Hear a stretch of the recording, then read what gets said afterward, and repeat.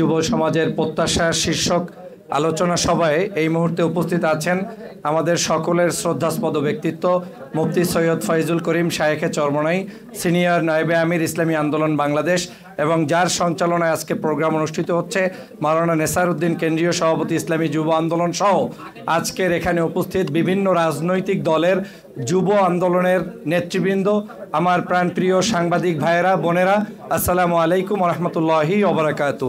আজকের বিষয়ে খুবই সংক্ষিপ্ত আলোচনা করতে হবে, কারণ আমরা আজকের বাংলাদেশে যেই বিশিষ্ট ব্যক্তির নেতৃত্বে গত কয়েকদিন আগে বাংলাদেশকে দ্বিতীয়বারের মতো স্বাধীন পেয়েছি, সেই নেতৃত্ব স্থানীয় ব্যক্তির মধ্যে একজন হচ্ছে মুফতি ফয়জুল করিম। আজকে তিনি এখানে উপস্থিত, তার বক্তব্য আমরা শুনবো। আপনারা জানেন ছাত্র জনতার এই বিপ্লবের মধ্য দিয়ে বাংলাদেশ নতুন করে স্বাধীনতা অর্জন করেছে। এই স্বাধীনতা যে ভোগ করছি তার উজ্জ্বল দৃষ্টান্ত আমি ডক্টর ফয়জুল, কারণ দীর্ঘ 6 বছর পর্যন্ত ফেসিবাদের কবলের কারণে, অরাজনৈতিক একটি পরিবেশের কারণে, বাংলাদেশের গুম খুন হত্যার কারণে বিদেশে জীবনযাপন করতে হয়েছে। এই প্রথম কোনো গোলটেবিল বৈঠকে স্বাধীন বাংলাদেশে উপস্থিত হতে পেরেছি, আল্লাহর দরবারে শুকরিয়া আদায় করছি আলহামদুলিল্লাহ। আজকের এখানে বাংলাদেশে যে ঐক্যবদ্ধ সরকার থাকলে, দেশীয় সরকার থাকলে যে মানুষের বিজয় হয় তার উজ্জ্বল দৃষ্টান্ত হচ্ছে, আপনারা জানেন যখন বাংলাদেশের রেমিটান্স যোদ্ধা 57 জন ব্যক্তি বিদেশের কারাগারে বাংলাদেশের মুক্তি আন্দোলনে অংশগ্রহণের কারণে তারা গিয়েছিলেন, তখন এই দেশের সরকার বলেছিল যারা কারাগারে গিয়েছে ওই দেশের দোষের কারণে গিয়েছে, তাদের মুক্তিতে সরকার কোনো কাজ করবে না। এবং সরকার করে নাই, শেখ হাসিনা করে নাই, এমবাসি করে নাই, বরং যারা অট্টহাসি দিয়েছে। কিন্তু প্রমাণ হয়েছে একটি শক্তিশালী সরকার থাকলে তাদেরকে মুক্ত করা সম্ভব। আমি ডক্টর মোহাম্মদ ইউনূস সাহেবকে ধন্যবাদ জানাই যে তিনি একটা টেলিফোনের মাধ্যমে 57 জন ব্যক্তিকে মুক্ত করে দিয়েছেন।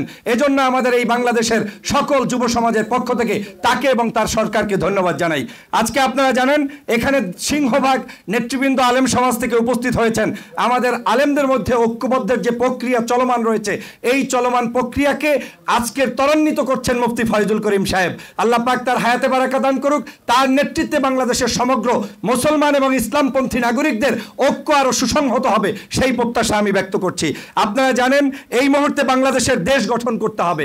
যদি দেশ গঠন করতে হয় তাহলে সকলে মিলে যে কথাটি বলেছেন সেটা হচ্ছে আওয়ামী ফেসিজমের সকল তন্ত্রমন্ত্র ভেঙে চুরে চুরমার করতে হবে। আর যদি সেটা করতে হয়, আমি মনে করি বাংলাদেশের প্রত্যেকটি প্রশাসনে এখন সময় এসেছে আপনাদের মতো আলেম সমাজের মধ্য থেকে, যুব সমাজের মধ্য থেকে, পুলিশ থেকে শুরু করে প্রশাসনের সমগ্র জায়গায় নির্দ্বিধায় তাদেরকে নিয়োগ প্রদান করতে হবে। তাহলেই আপনার এই বাংলাদেশ, 56,000 বর্গমাইলের এই বাংলাদেশ অবশ্যই সুসংহত থাকবে, নিরাপদে থাকবে, নিরাপদে মানুষ তাদের জীবনযাপন করতে পারবে। অতএব সেই কাজটি আপনারা দ্রুত সম্ভব করবেন।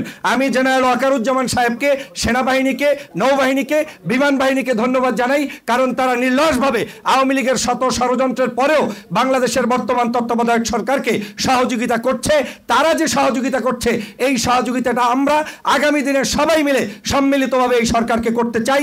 যতক্ষণ পর্যন্ত এই সরকার স্টেবল একটি রাষ্ট্র ব্যবস্থা কায়েম করতে না পারবে, ততদিন পর্যন্ত আমরা তাদের সাথে থেকে যুব সমাজ তাদের জন্য কাজ করব এবং আগামীর একটি সুন্দর সোনার বাংলাদেশ গঠন করব, সেই প্রত্যাশা ব্যক্ত করছি। আজকের এই সাংবাদিক সমাজ যারা আজকের নিরপেক্ষতার দৃষ্টিতে লিখছেন, বলছেন, করছেন, এই নিরপেক্ষতা আগামী দিনেও যাতে কোনো সরকার আসলে সেটার যাতে পরিবর্তন না হয়, সেই প্রত্যাশা ব্যক্ত করছি। সবাইকে ধন্যবাদ জানিয়ে আমার বক্তব্য এখানেই শেষ করছি।